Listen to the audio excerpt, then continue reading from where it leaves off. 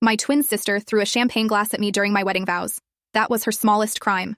I'm standing at the altar with blood running down my leg into my white heel. The champagne glass Sarah threw is in pieces around me.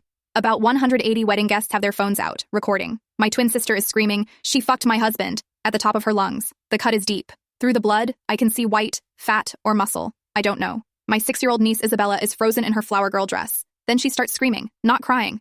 Screaming. Jake lunges for Sarah as she reaches for another glass. Gets her wrist. She's still yelling about me sleeping with Marcus. I've met Marcus exactly 4 times. He fixes printers. My mother grabs my arm. Hard. "Don't you dare make this worse," she hisses. Like I'm the one throwing glasses. Dad's yelling at the videographer. "Turn that off. Now." Sarah breaks free from Jake, gets another glass.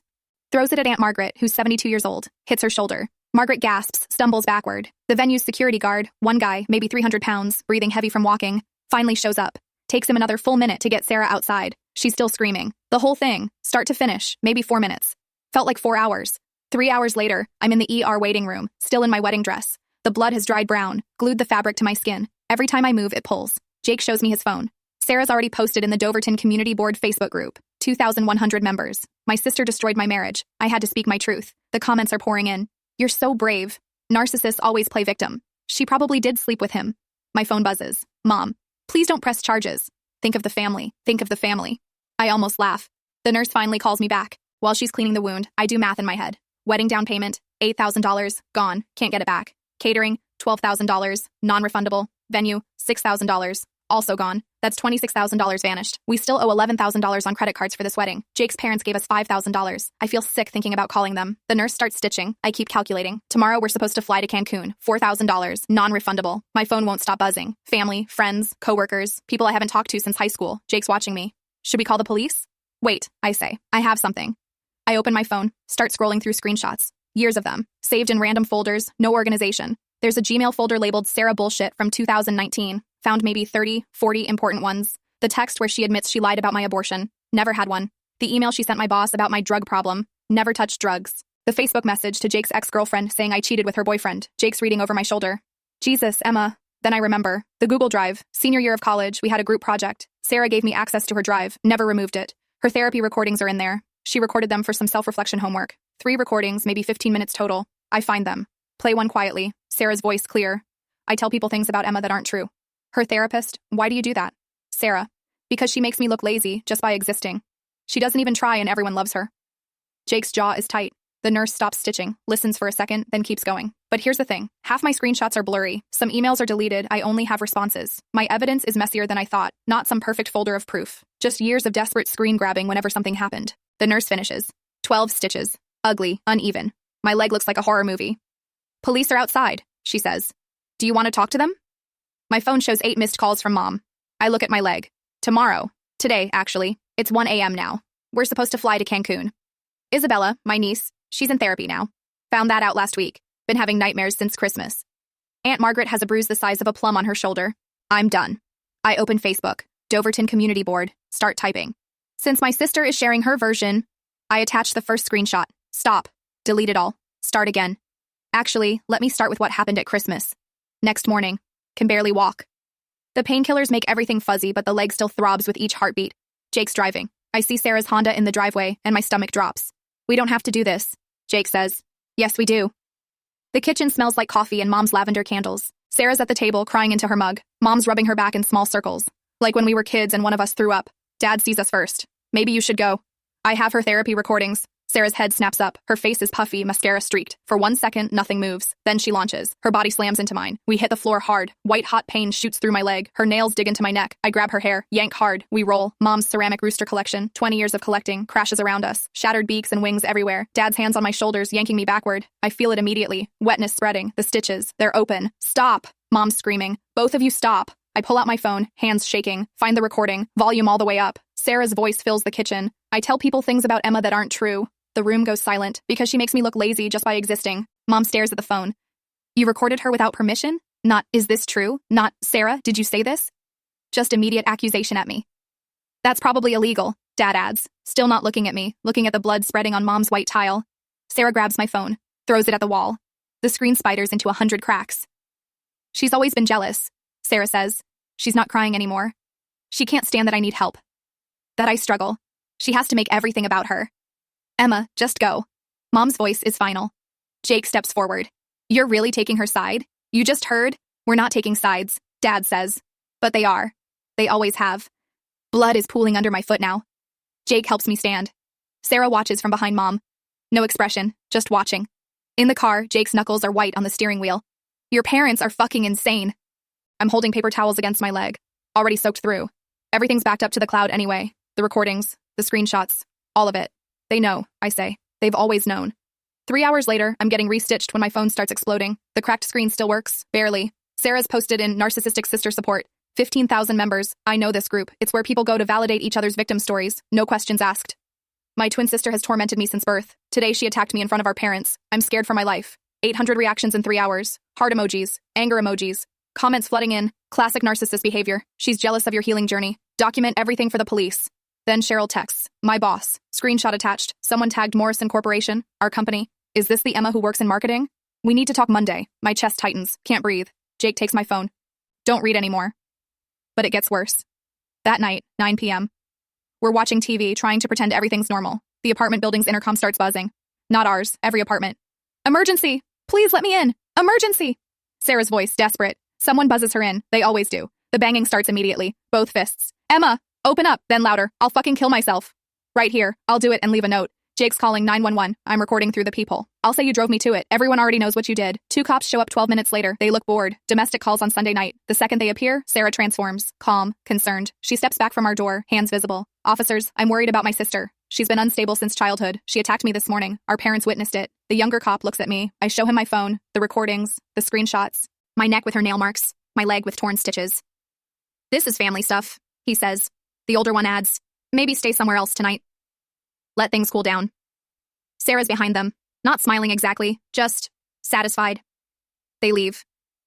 We watch through the window as they drive away. Sarah doesn't move from the parking lot. 3 minutes later, my phone buzzes. Unknown number. But I know. This isn't over. She's still standing under the streetlight, staring up at our window. Waiting. Monday morning, dead roses on my desk. 12 of them, stems cut short, petals already brown. Security guard shows me his phone. Grainy footage. 5:47 a.m. Sarah at the front desk, holding up an ID. She said she was your twin, had your college ID with your photo, the old URI student ID, same photo, different name. We used to switch them at bars. 10 a.m., conference room B, Cheryl's there with Marcus from HR. Marcus has a folder. Never good when HR has a folder. This drama is affecting team morale, Cheryl starts. Clients are asking questions, Marcus adds. Johnson and Associates specifically mentioned the Facebook posts. My stomach drops. Johnson is our biggest account. Marcus opens the folder. We also received an anonymous complaint about drug use. That's my sister. We need you to take a drug test. Today, company policy. I pee in a cup at LabCorp at noon. Obviously pass. The technician looks bored. Results in 24 hours. Back in conference room B at 2 p.m. Cheryl's not making eye contact. Maybe take some time off. Let this settle. Paid leave? Marcus shifts papers. Unpaid. We'll revisit in 2 weeks. 2 weeks without pay. Mortgage is due Friday. Car payment next week. Wednesday. Parents' house. An intervention. Mom set out coffee and the good cookies. Like we're having book club. Just apologize. She starts. For what? She's in therapy twice a week now. She's been in therapy for 10 years. Mom's face hardens. You got the good grades? The job. Jake. What does she have? The truth starts spilling out. Dad's been quiet, but now he talks. We pay her rent. $1,400 a month. Her groceries, her car insurance. She threatens to hurt herself. Mom adds. Started in middle school. What are we supposed to do? Let her? Jake stands up. Enable her forever? Dad's face goes red. Get out of my house. We leave. In the car, Jake's hands are shaking. They're never going to stop. You know that, right? I know. Tuesday, I changed my phone number. Wednesday morning, 7 a.m., new text. You can't hide from family. I don't know how she got it. Don't want to know. We're staying at Jake's cousin Derek's place. Pull-out couch. My back screaming. Derek works nights, sleeps days. We whisper in our own temporary home. Thursday, first day at temp agency placement. Data entry. $15 an hour. Better than nothing. 5:30 p.m. Parking garage level 3. Walking to my car. Keys already out. Learned that in college. Keys between fingers. Sarah's leaning against my Honda. Holding scissors. Regular office scissors. Orange handles. You destroyed my marriage. My throat closes. Marcus left me. Found out about the fertility treatments, the fake tests. $40,000 in debt for IVF I never needed. 3 coworkers walking past. Sarah sees them too. How did you? I start. You took everything from me. She swings. Not wild. Calculated. Aimed at my face. I fall backward. Purse contents scatter. Lipstick rolling. Wallet splayed open. Pepper spray skittering across concrete. Grab it. Finger on trigger. Spray wide. She's screaming. Fucking bitch. I'll kill you. Orange mist everywhere. My eyes burning too. Can't see. Coworkers yelling. Someone's on the phone. She has scissors. Call security. Are you calling 911? Real arrest this time. Cops take it seriously. Scissors. Witnesses. Security footage with perfect angle. Red light was blinking the whole time. But it's Thursday night. By Friday morning, she's out. Parents posted $5,000 bail. Find out through Facebook. Mom's sister comments, praying for your family. Friday afternoon, unknown number. Series of photos. Me at Kroger. Produce section. Holding cantaloupe. Checking for ripeness. Nice melons. Saturday, another photo. Gas station. Me inside paying. Taken from across the street. Sunday, Jake's installing security cameras on Derek's door. Derek's not happy but allows it. Sarah's Honda drives by twice. We watch through the app. Monday, temp agency calls. We're ending your placement. The client feels it's too disruptive. Lost another job. 2 in 1 week. Jake's on his laptop, looking at apartments in other cities. Columbus, Pittsburgh, somewhere, anywhere. We could just go, he says, but we can't. Court date pending. Restraining order paperwork filed but not processed. Have to be available. Trapped. Tuesday morning, unknown number again. I know where Derek lives. The scissors were just the beginning. We both know it. The question isn't if she'll escalate. It's when. Jake's Aunt Linda meets us at Panera, Tuesday, 2 p.m. She's wearing jeans and a URI sweatshirt, not what I expected from a family lawyer.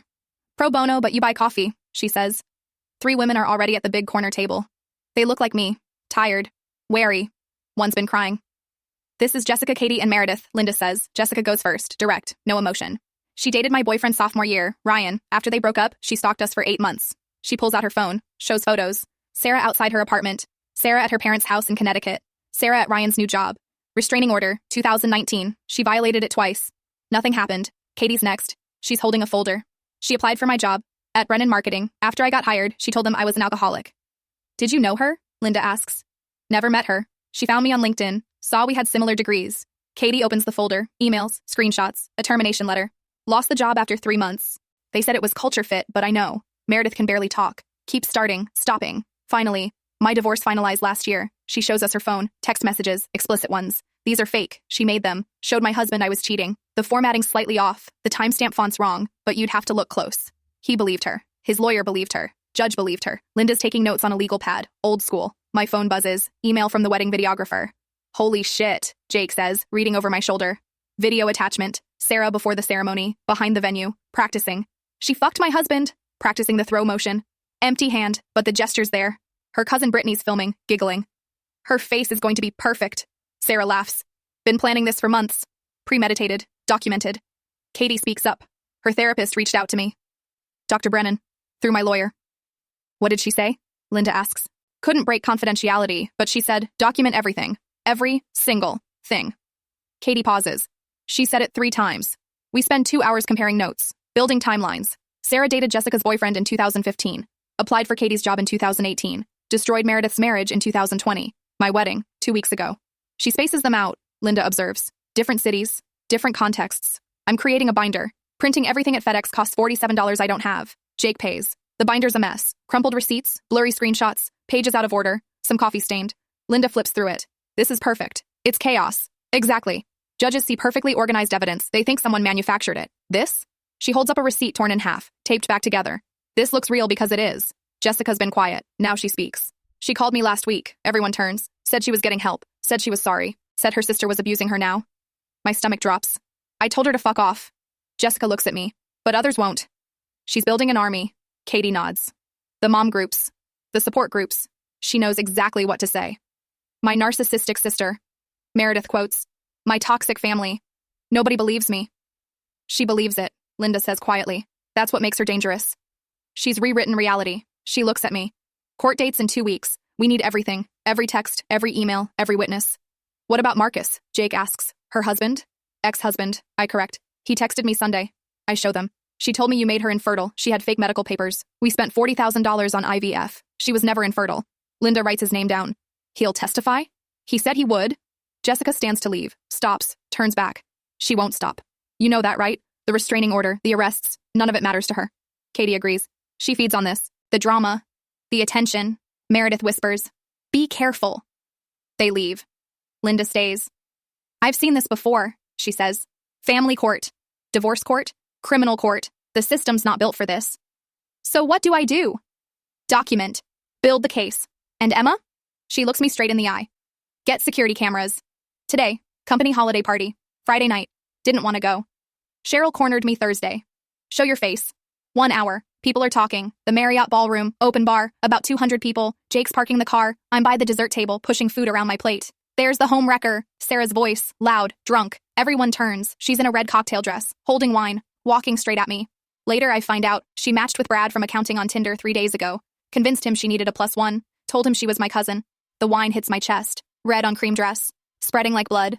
Everyone's staring. Regional manager Tom's by the bar.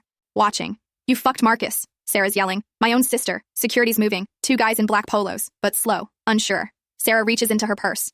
Knife. Little folding knife. Maybe 3 inches, but everyone sees it. I'll cut that pretty face. Security tackles her. Hard. We all go down. Her elbow in my ribs. My head hits the floor. Can't breathe. Chest tight. Vision going black at edges. Someone saying, call 911. Someone else. Is that a real knife? Someone. Get her out of here. But I can't breathe. Can't see. Gasping like a fish. Jake's not here. Still parking. Tom leans over me. Regional manager. His breath smells like whiskey. This needs to stop. I'm gasping. On the floor. Wine on my dress. Fix this or find a new job. Ambulance. EMT taking blood pressure.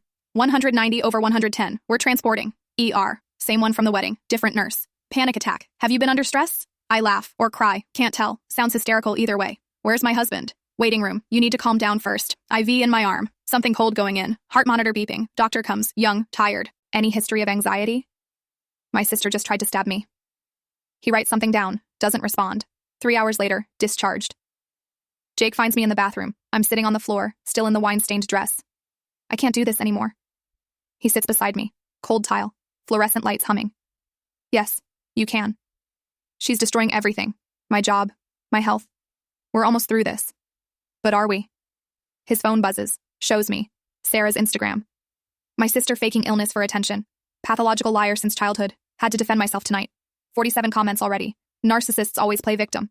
Stay strong, Sarah. Your sister sounds dangerous. Jake scrolling. Stops. Fuck. Local newspaper website. Twin drama disrupts Morrison Corp holiday party. They spelled my name wrong. Emily instead of Emma, but everyone will know. Photo from someone's phone. Blurry, but you can see me on the floor, Sarah being restrained, the knife visible. The article quotes unnamed source. There's been ongoing drama between the sisters. Another quote, very disruptive to the workplace. No mention that she brought a weapon, no mention of the wine assault, just altercation between siblings. My phone buzzes. Unknown number. You looked pathetic on that floor. Then another. Lost your job yet? Jake takes my phone, turns it off. We're going home. Take a shower, sleep. Deal with this tomorrow, but tomorrow's Saturday, and Monday I have to face the office, if I still have an office to face. In the car, Jake's quiet. Finally, we need to leave town. Court's in 2 weeks. After court. Win or lose, we leave. And go where? Anywhere she isn't. I think about Tom's face. Fix this or find a new job. About Mom choosing Sarah, about the knife. Small, but sharp enough. She's getting worse, I say. Jake nods. That's why we need to go. But I know Sarah. Know her like I know myself. Same face. Same voice. Same DNA. She'll find us. She always does. Emergency restraining order filed Monday. Court date set for 2 weeks out. Judge needs time to review everything, but temporary order takes 3 days to process. 3 days? Jake asks Linda. System's backed up. Always is. Wednesday afternoon, Sarah gets served at our parents' house. Mom's Ring doorbell catches everything. Sarah opens the door. Process server hands her papers. She laughs. Actually laughs. Holds them up like a trophy. This? This is supposed to stop me? That night, 11 p.m.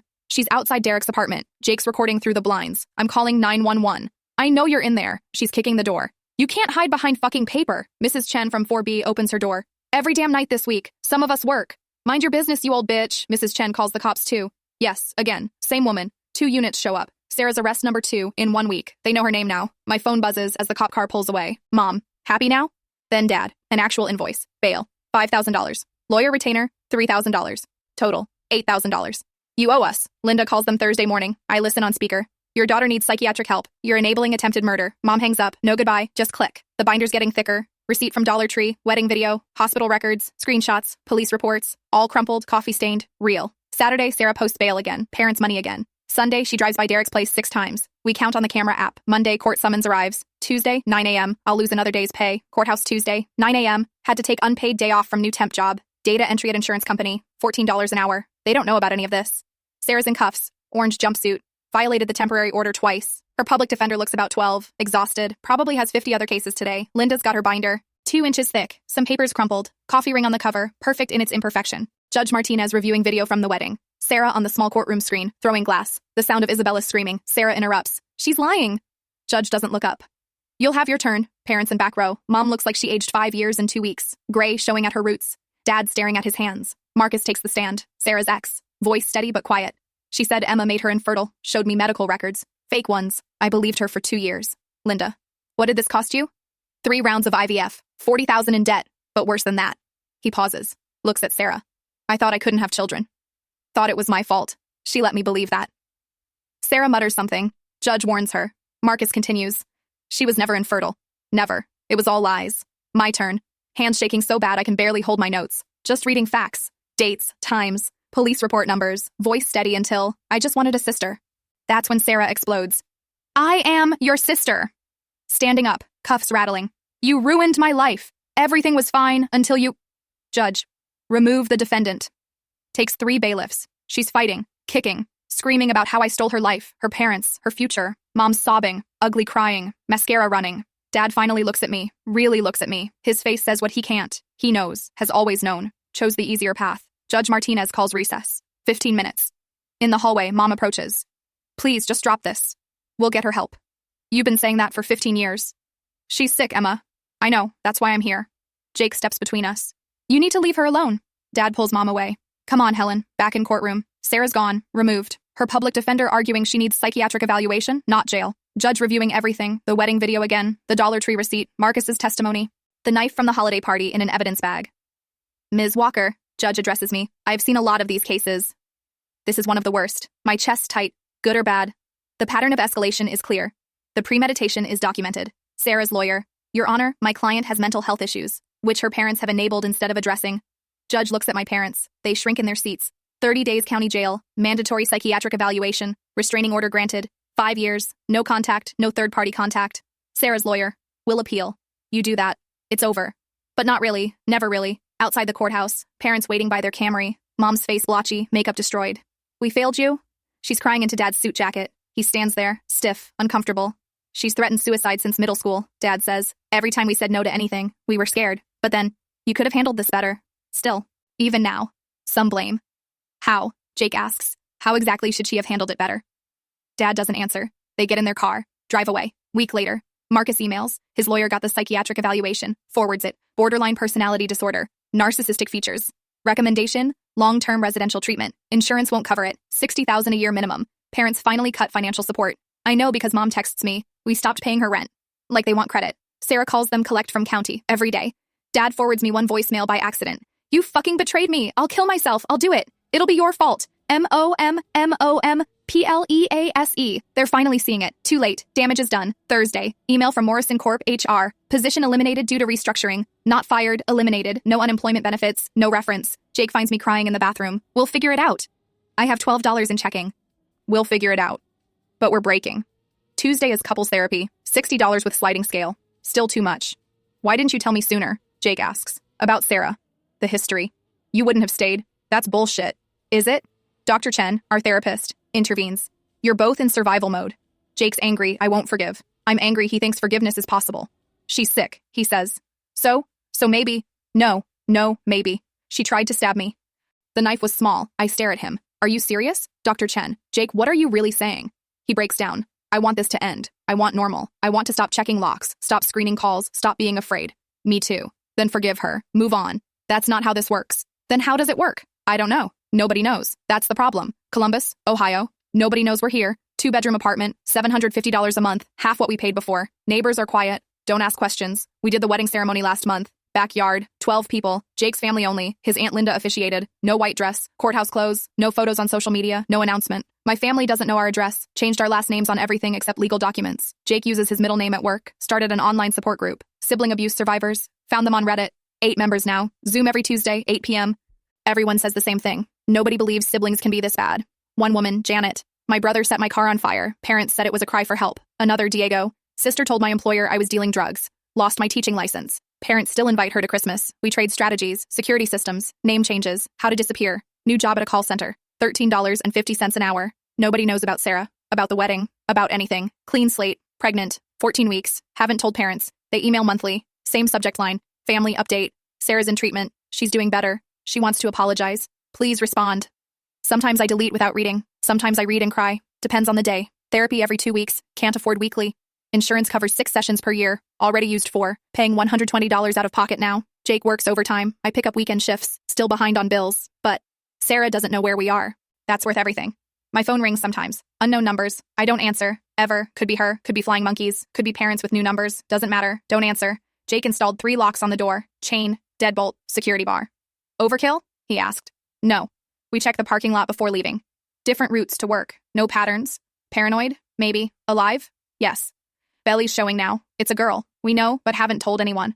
Sometimes I dream about the sister I should have had. Wake up sweating. Jake holds me. Just a dream. But it's not. It's memory. What could have been? The scar on my leg is purple, raised, ugly. Permanent reminder. Will you tell her? Jake asks one night. Means the baby. About Sarah. No. Never? Never. She'll have no aunt, no grandparents from my side, no extended family, clean slate for her too, fair, number, necessary? Yes. 1-year anniversary of the wedding disaster, doorbell rings, registered letter, signature required, Sarah's handwriting. My stomach drops. Jake's at work. I'm alone. Pregnant belly making it hard to sit comfortably. Open it anyway. 8 pages. Her therapist's letterhead at the top. Part of recovery process. I'm sorry. First line, then qualifications.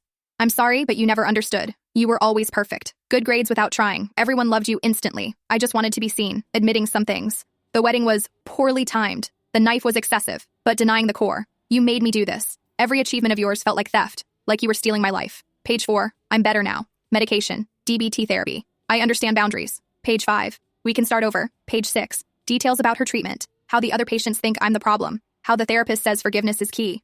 Page 7, mom and dad visit weekly. They forgive me. Why can't you? Last line, page 8. I still love you. Jake comes home, reads it. Burn it. No, I file it. With a restraining order, police reports, hospital records, evidence if needed. Feel anything? Jake asks. No. That's the victory. Not anger, not fear, nothing. She's just someone I used to know who shares my face. Looking at the ultrasound picture on the fridge. 20 weeks now. It's a girl. Lucy. After nobody.